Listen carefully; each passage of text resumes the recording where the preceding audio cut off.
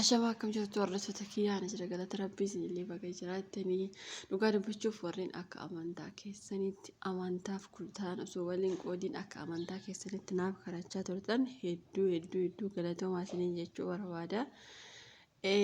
Dhugaa rabbii inda'uun bifaan miti yookaas immoo qaamaan wal beekuu miti.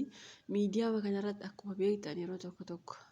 as ba'ee viidiyoolee hojjedhee hin beeku. Warri na beektan qaamaanis ni jirtanii garuu guutummaa guutuutti sagalee koo qofaatiin na beeku imimmaan keessa harcaasaa turtan hedduu galatoomaa isiniin jechuu barbaada. Dhugaa rabbii ani mataan koo koomentii keessan dubbisee imimmaan qabachuu dadhabee mee bakka kana waraabuun koo maal akkanarraan geessisee fi eessa akkan jiruuf maal akka isaan naan jedhan isinitti hima. Tokkoffaa bakka kana kan waraabee gaafa guyyaa jaartiin kuftedha. Bakki kuni bakka bishaan ni beektanii bakka bishaaniiti kuni. Bakka kanatti akka jaartiin kuftee bakka kanatti kuftee barriinis asiin ni jira bakka itti viidiyoo waraabes amma ni agartan jechuudha. Bakka kana ani gaafa isheen kufte osoo durboota isheetti hin himiin dura viidiyoo waraabee jechuudha. Suuraallee nan kaase isinii galee kunoo bakka amma harkaan tuqe kan agartanii kuni bakka bishaan wanti godhonni beektanii bakka inni bishaan yeroo achi banan bishaan fooqitti ol bahu ni beektan hundi keessanii kuni isadha jechuudha. Waan kana kan hin kaase gaafa sana hammeenyaaf hin kaafneen maaliif kaase waan qabe kanallee agartanii wanti ani qabe kuni bakka kanatti bakka jaartiin kufte wanti kun jaartii tumatee waan kuffise na fakkaata bobaa ishee kana jalaan dhiitee illee jira hin dhiitii jechuudha gaarraatti. Bakka kana jaartiin maaliif uftee akkamitti uftee yeroo isheen as ufte ati eessa jirtaa waan kana ammaan rakkoo fidee jiru walumaa galatti isiniin jechuu barbaada. Bakka kanaan akka isaan amma fudhatanii hammeenyaaf wanti jara osoo hin taane maaliif viidiyoo waraabdee atillee jechuu dandeessanii gaafa sana maaliif waraabe akkamitti immoo waraabe. Tokkoffaa namni biyya arabaa jirru kun ragaa yoo qabaannellee galuu isuyyuu dandeenya du'uu hin dandeenya jechuudha kun beekamaadha. Kunoo bakka barrii kanaatti kan isheen achiin rukutee asitti kufte haa ta'u akkaataa kamiin akka isheen kuftetti naaf hin galu. Waan tokko gaafa waraabbattu ragaa sii ta'a jechuudha. An dhugaa rabbii isinitti hima viidiyoo kana waraabbachuun lubbuu koo na baaseera. An dhuguma isaa isinitti hima viidiyoo bakka jaartiin kufte sana waraabbachuun lubbuu koo na baaseera rabbii gaditti jechuudha. Dhugaa rabbii isinis akka amantaa keessatti naaf kadhattanii rabbiinis na oolchee garuu yoo abbaan of eege rabbiin kunillee nama eegaa beeki. Amma ofumaa of ganneetuma rabbi na haa eeguun hin ta'u. Maal isinitti fakkaate gaafa viidiyoo kana waraabe namichi 3 moo kan bulee haati isaa kuftee guyyaa 4 moo guyyaa 3 bulee dhufe. Rakkoon narra geessisee haga lubbuun ajjeessu si gahe jara kana biratti viidiyoo kana garuu mana seeratti anna baase immoo viidiyoo kanadha jechuudha. Ati maal beektaa viidiyoo waraabdee ati maaliif viidiyoo waraabdee kanatti kan isaan duraatan jechuudha. Walumaa galatti sagalee niitiillee waraabee jiranii sagalee niitii immoo kan waraabe viidiyoo sanaa fi sagalee ishee maaliif waraabe rakkoo booda akkanarra gahu waan hin beekuuf maaliif namni jaarsaaf jaartii eegu ana jaartii akkamitti baatee kuftee tokko yoo uma kufteeyyuu ashaaraan maaf irratti bahee lama ani yeroo sana ashaaraallee hin yaadanne dhugaa isinitti himuuf yoo ta'e jaartii qabuu malee ashaaraa sana gonkumaayuu hin yaadannee jechuudha. Haa ta'uuti isaan garuu gara ashaaraatti naanneffatanii jaartis maal achi geesse naanneffatan walumaa gala dubbii isinitti dheeressu guyyaa kaleessaa hin gadda hin deema isinii jedhee viidiyoo hojjedhee baay'een keessaa isatti illee bo'aa turtanii ani mataan koo guyyaa gaafa viidiyoo isinii hojjedhe sana hin du'aatti of murteesse garuu miidiyaa kanarratti hin du'aa bakka amma akkana na godhu akkanadha jedhee hin dubbannellee garama fuula duraatti illee dubbachuuf illee hin taa'u. Maaliif ijoollee baay'eetu biyya arabaa jira ijoollee baay'ee dararama sii galee kan mana gaarii jirullee edaa isheen waggaa amma kana teessee akkatti duute akkasii edaanuu biyya kiyya gala akkas kaji ufaatu yaada. Maaliif beektanii dhugaa rabbii isinitti hima viidiyoo eengadda hojjedhe hunda isaa hin hojjenne. Wanta narra gahe sana hunda isaa hin hojjenne maaliif akka isin hiphattan hin beeka jechuun qaama wal beekuu baannullee maalummaa walii beekuu baannullee sagalee makiyyaan na beektanii innumti kunillee isin hibbisa amma too oddoo isaan nageessan hin beekuu na ajjeesuu fi maal ajee gaafatan viidiyoo hojjedhee hin danda'a ture garuu ofii makiyyatti boohee dhugaa rabbii guyyaa sanaanii na ajjeesuutti malee hin galaatti hojii wal yaade viidiyoon hojjenne dhugaa rabbii hin gala jedhee viidiyoo hin hojjenne maatiittis daawwalee akka deemu bicha dubbadhiin deema iddoo nageessan immoo hin beeku kana qofa maaliif ree namni akka dararu waa'ee koof hin barbaanne jechuudha akka dararamu garuu baay'een keessan hima hiphattanii guyyaa kaleessa bakka isaan nageessanii arabichi jaartiin guyyaa kaleessaa wanti qabdi Akiimii deebii harka ishee fi miila ishee kacaccakan ammallee ambulaansii ofii fu'a malee jaartiin mana akiimii yoo argitu makiinarra taa'uu waan tokko miti jechuudha. Ambulaansii dhufee fu'a. Ambulaansii matus deebisa akkuma gaafa dura kuftee jechuudha. Innaa isaan akka ani baduutti na eeguu jiran guyyaa kaleessaa namichi ganama naannoo sa'aatii 3 akka Itoophiyaa yeroo ta'u kan bakka hin deemtaa jee hin gaddammoo viidiyoo yoo jedhee namatti hin deemtanaan jee anis hin deema jedhee baduuf gonkumaa hin yaada kiyya keessa hin jiru maaliif namoonni baay'een atachii badii seexana sanas qabeera maalidha badii kiyya malee akkamitti badaadha bar waan takka jechuun amma fakkeenyaaf seerri biyya kanaa ergi dhugumatti nama badii balleessi malee ajjeesu ergi ta'e mee hima ilaalaan dhugaa rabbii isinitti himu namoonni natti yaatanis ni jiru mucayyoo wajjin jiraachaa jirrus ni jirti ani gonkumaa baduun keessa koo hin jiru maaliif ati nama takka kufee jechuun dogoggora kiyya qabuun suni dogoggora kiyya ergi ta'e maal eegamare inde nama yoo qabe ani kaleessallee akkasuma jee iyyadhe dhugaa isinitti hima tarii barumsa fudhachuu dandeessanii namoonni tokko namni akkanatti injiraami akka diraama wayiitti ilaaluu dandeessan yookaas immoo akka diraama wayiitti dhaggeeffachuu dandeessan jechuudha viidiyoo kana maaliif waan takka agarra anillee gaafa ijoolleen seenaa himattu gaafa ijoolleen dararamtu seenaa nama waa kijiba wayii na fakkaata dhugaa rabbii innaa yeroo jaartii ambulaansiin fu'ee tokko guyyaa kaleessa innis yalla naan jee yalla deemta naan jee anis ishii jedhee silkii kiyyaa qabadhee qala silkii fidi naan jee laa silkii sittiin kennu jee maatii poolisii wayiitii ka silkii sitti kennu jee na himate roohee hirkabisi yaaraa inni joobse ga'u maata akkamitti jee dhaqee makiinaa yaabee eessa nageessa bakki jaartiin akiimiitti wanti godhattu sun immoo bakka askiriiti askiriin ni beektan bakka shorta poolisii jechuudha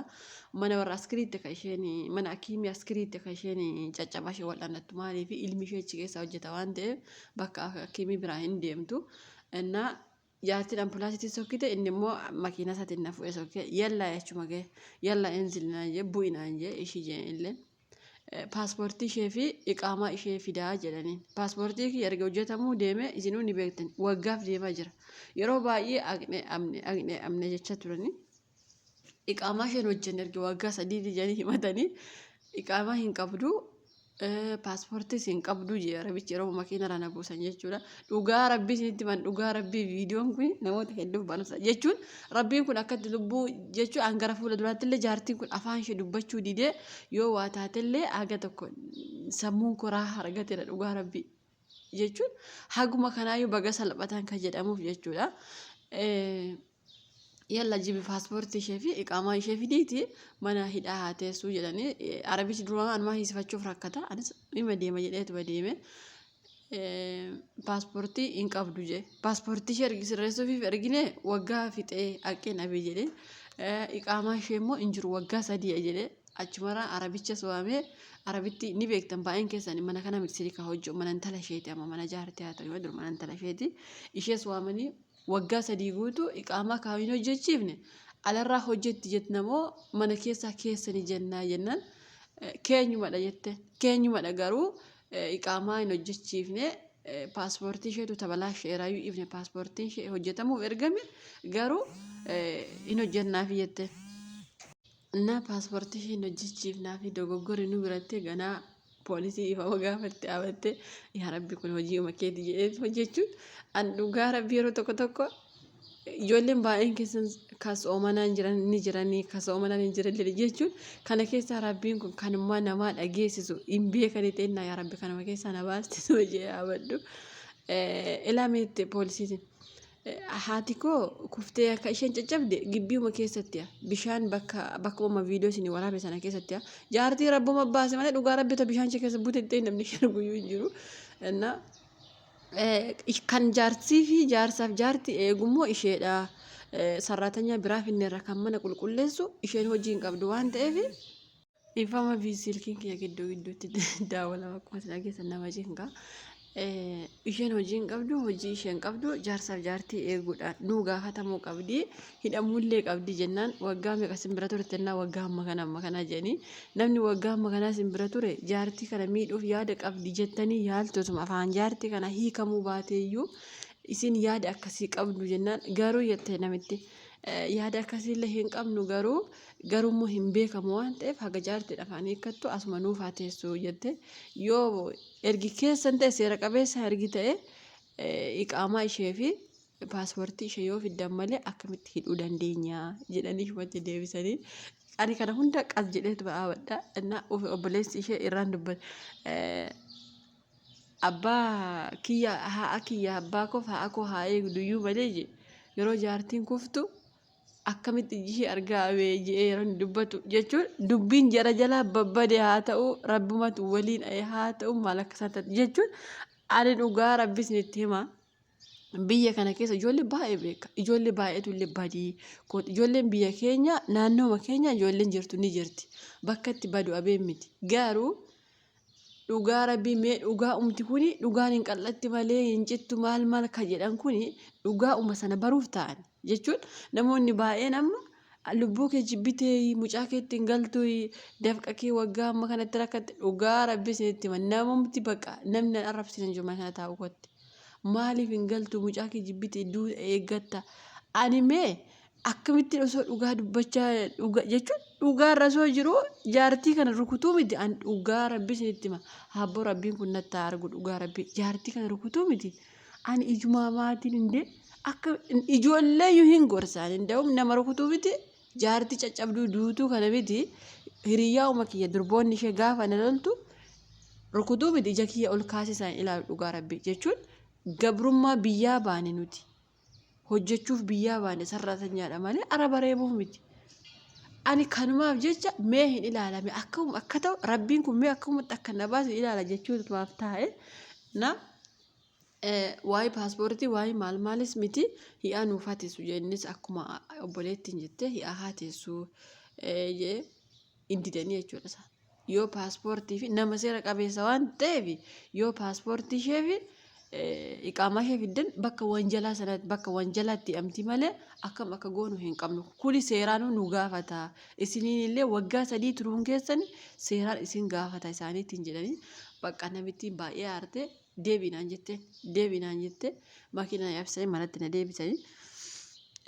jaartis mana wantiitii fidan jechuudha mana hakiimii wantii godhanii ashaaraa kaasanii ilaalu cabni ishee akkam akka ta'e hin beektan nama cabe ashaaraa akkamitti akka isaa wantii godhanii hin dhufe jechuudha dhufee waa baay'ee natti dhaga'ame galgala deebi'ee dhufee achi na oolchanii jechuudha guyyaa kaleessa galgala deebi'ee dhufee jaartiin afaan isheen dubbattu waa baay'ee natti dhaga'ame jechuun amma soo fakkeenyaaf waan takka itti yaaddee hojjette hin baqatta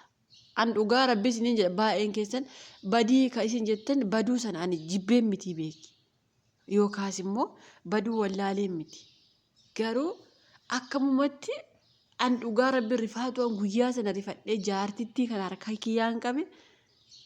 garuu immoo tola ooltummaadha akkanatti nama qabdu akkaataa kamiin akka namatti naannahee gara lubbuutti deebi'u amma naa galee jechuudha dhugaa rabbi garuu galanni kan rabbiiti paaspoortii kiyya abuu fi iqaamaa abuuf na deebisan malee silaa haga jaartiin fayitu achi teessi'a lammaffaa immoo bakka bishaan sanaa himatanii maaf waraabdee jedhee himate namichi isaanis na gaafatani amma gaafa miila natti qabatanii jiranii gaafa guyyaa 11 fidaa jiranii guyyaa 11 hin beekne gaafa guyyaa 11 fidaa jiranii namichi maal jee beektani akka waan afaan arabaan beeknetti akka ani waa arabaas wanti sagalee namitti fakkeessee maaloo jama afaan arabaatiin ka feekii goon sana sagalee nama isaatiin akkas goote malee ishee miti achitti inni falmii kaasuu barbaannan bakka gaafa guyyaa 11 fidaa jedhanii ammallee deebisanii nageessu jechuudha. Haa ta'uyyuu na haa geessan iyyuu malee na haa geessan an dhugaa rabbi nageessuu isaaniitti durallee hin shakkine durallee hin sodaadhu maaliif ati yoo badii qabaatte barka sodaattu. Inni amma bakka eeshi sagaleen feekii yoo ta'e bakki bishaanii namitti harka ishaatiin qabdee cuftee miire akkamittiin inni immoo ashaaraan harka ishee bahe bara ashaara bakka bishaan cufame sun ani hin banne bakka sanallee ashaaraa kaasifatan isaa. Namichi ashaaraa haa ka'amu kajees isaa beeki. Ashaaraa haa ka'amu kajee dursumaan dhugaa rabbi isinitti immoo gaafuma dursa jalqabaa namni bishaan bane ashaaraa haa ka'u bishaan namni jee arabicha yoo dhugaa isinitti himatan. Bakki bishaan kana ashaaraa haa ka'u kan jedhe namni bishaan kana bane eenyu jaartiin cufuu ufte moo barriillee ashaaraa kaasan jaartiin barriillee harkaan qabdeetti. Ani galata rabbii barri isaas harkaan hin qabne bishaan sanas harkaan hin qabne garuu hundaa'ii suuraa kaase. Hundaa'ii suuraas kaase viidiyoos waraabe. Maaliif ree guyyaa tokko namni asii jaartiin baay'een keessan warra beektan natti dhiyaatan ni beektanii hoolota qabdi jaartiin naannoo kana. Hoolota qabdi hoolonni sun jalaa badde. Hoolonni sun jalaa baddee qulfiin lafa jira. Qulfii sana immoo eenyutu fuudhe natu fuudhe. Anaa fi intala jaartii kanaa fuudhe. Isheen barrii rifattee cuuftee ani immoo qulfii lafaa fuudhe. Isaan arabichi maal godhe barrii fi qulfii sana gaafa suuraa kaafatu ashaaraan hankoo fi arabitti irratti bahe guyyaa sana jechuudha. Maa xuqxan jedheen warrabse. Ani gaafasuma kana baradhe mitiire badiin illee hankoo mitiire nama bishaan kana baneetu ashaaraa irratti bada jedhee haqee suuraa kaasee jechuudha durasaa. An durasaa kaasee achi booda immoo bishaan lafa nam'u yeroo jalqabu bishaan sanaan cufee jechuudha. Tarii baay'ee keessaniif galuu dhiisee dubbiin akkamitti agana jabaate akkasiin hin jenneef ifa isin gochuu jira beeki. Bishaan sana gaafa inni cufame gaafa ani cufe umarratti natu cufe mitiire inni ashaaraa eessatti qabatare achirratti qabata bakka bishaan sanaatti. Dursa immoo an suuraa kaasee ragaa ka ishee bahee jechuudha ka dursaa kan suuraa kaasanis ka ishee bahe. Lammaffaa akkuma beektaa wanta itti tuqxe tokko ashaaraa yoo jarri kaafte hin baabar waa hunda. Ashaaraa isaa waan takka qanii godhanii ma ba'a. Kun beekamaa hundi keessan hin beektan waan itti qabde tokko barri muka maal taane bakka sana isaan suuraa geessinan ima ba'a jechuudha ashaaraan kee. Innaa hambayanii ishi bakka sana ashaaraa jettee isaan isumatti ni beeki. An dhugaa rabbi jettee maa seenaa kiyya kana miidiyaa guddaa barbaadadhe achi deemee namaaf akka barumsa ta'utti sirriitti hima dhugaa rabbi. Maaliif waan ani keessa dabarse ilmi namaa qabu hin dabarsu. Jechuun gaafii boo'ichaan gaafii kolfaan jechuun yeroo tokko rabbiin kun maaf hin ajajee an badii maal balleesse jara kana haadha koo caalaa jaaladha maaluma isaan godhe jedhee mimmaan kiyya angalaasuu irraa kan hafe dhugaa rabbii guyyaa takka maa akkas nagootan jedhee isaan hin lolu. Maaliif isaan osoo maalummaa kiyya na beekanii natti deebi'an waan ta'eef jara kana maa akkas nagootan dhugaan hankooti jedhee guyyaa takka illee jara fiigee boo'ee hin beeku. Maaliif dursa waa hunda yaadee waan suura kaafadhee waan of beekuuf jechuudha. Yeroo inni ashaaraan kanniiti isaa bahu inni immoo maal jedhe sagaleen feekiidha. Kanaaf agana nama miilaan deemu. Sagalee ergi feekii ta'e harki ishee immoo akkamittiin feekiin ta'eerre. Harki feekiin taane sagalee feekii ta'e achitti inni na qabachuu barbaade asitti feekii asitti akkata inni akkanatti naanneffachuu barbaade. Garuu wantichi sagalee feekii yoo go'ellee suuraa sana immoo eessa qata akkatti Naa walumaa galatti kaleessa kan nageessan kanaa fi garuu daafii paaspoortii jalaa fashalaa'ee siniin jechuu barbaada.